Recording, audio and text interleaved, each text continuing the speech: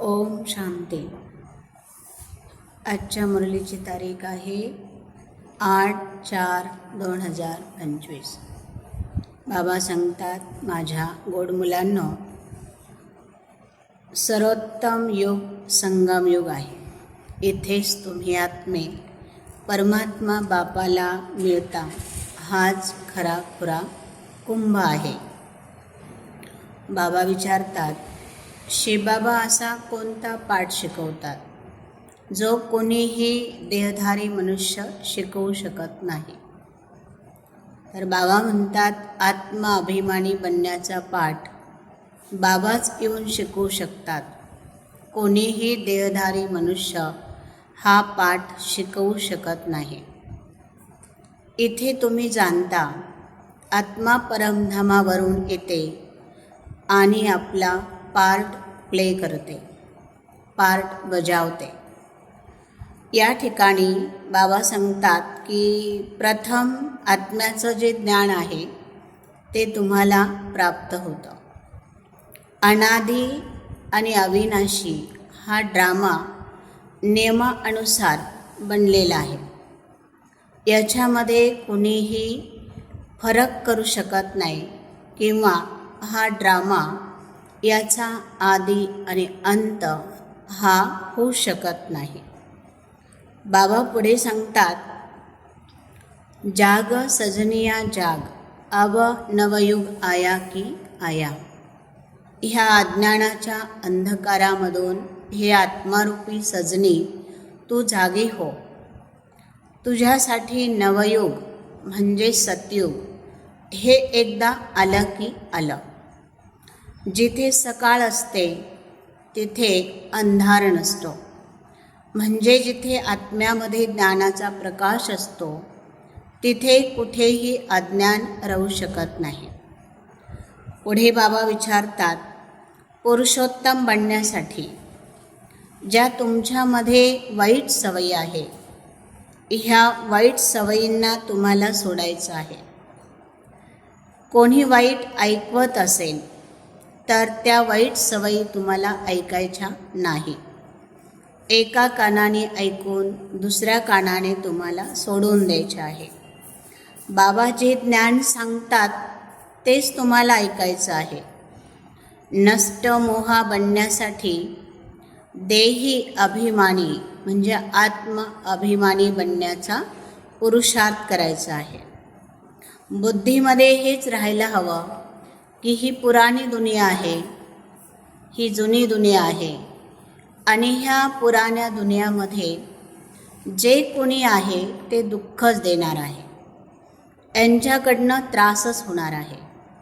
म्हणून बाबा सांगतात, देहाची दुनिया ही जुनी दुनिया आहे, हे कब्रिस्तान झालेलं आहे.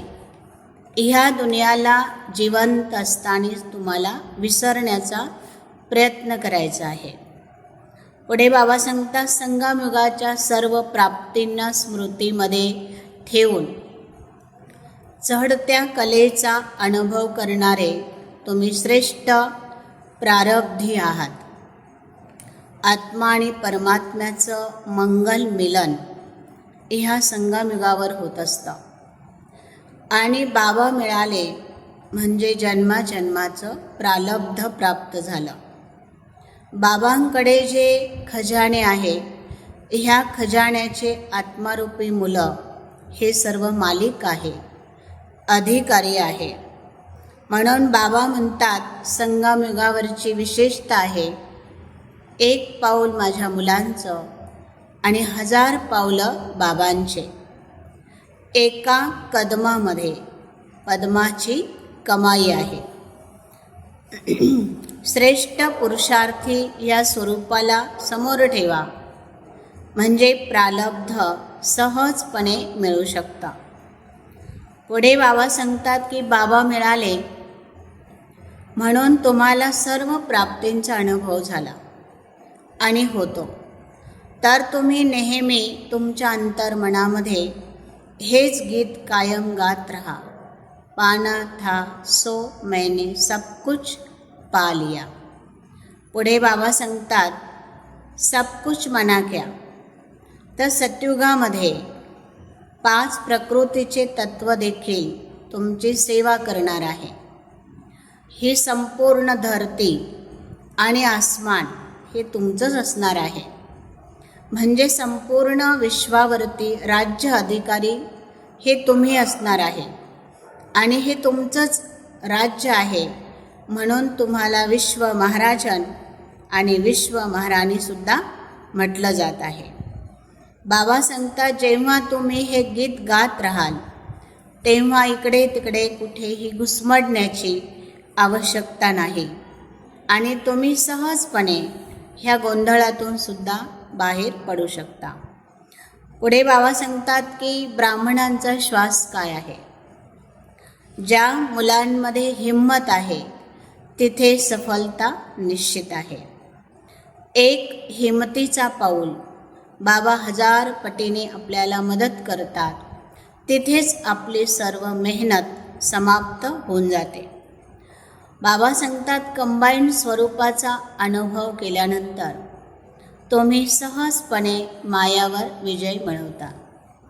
आज बाबा आपल्या मुलांना सांगतात, मी तुमच्या बरोबर आहे आणि मी तुमचा कायमचा साथी आहे. ज्याला बाबा नेहमी सांगतात, जसं श्रीकृष्णाचं उदाहरण आहे. अर्जुन आणि श्रीकृष्ण हे कधीही वेगळे दिसत नव्हते. तसं शरीर आणि आत्मा कधीही वेगळी राहू शकत नाही. त्याच पद्धतीने मी आणि माझे बाबा आम्ही कधीही वेगळे राहू शकत नाही. ह्या कंबाईंड स्वरूपामध्ये ज्या शक्तीचा अनुभव होतो त्या शक्तीमध्ये बाबा सांगतात प्रत्यक्ष प्रमाण आहे. मी जो आहे जसा आहे बाबांचं प्रॅक्टिकल सबूत. म्हणजे बाबा सांगतात की जर बाबांना कंबाईंड स्वरूपामध्ये ठेवलं तर प्रत्यक्ष प्रमाण हे तुम्हाला मुलांच्यामध्ये दिसायला लागतं. आणि असे सपूत मुलं कधीही मायाच्या वश होऊ शकत नाही किंवा मायाच्या अधीन होऊ शकत नाही. हेच प्रत्यक्ष सबूत प्रमाण आपल्याला बाबांना सर्वांनी द्यायचं आहे. ओम शांती.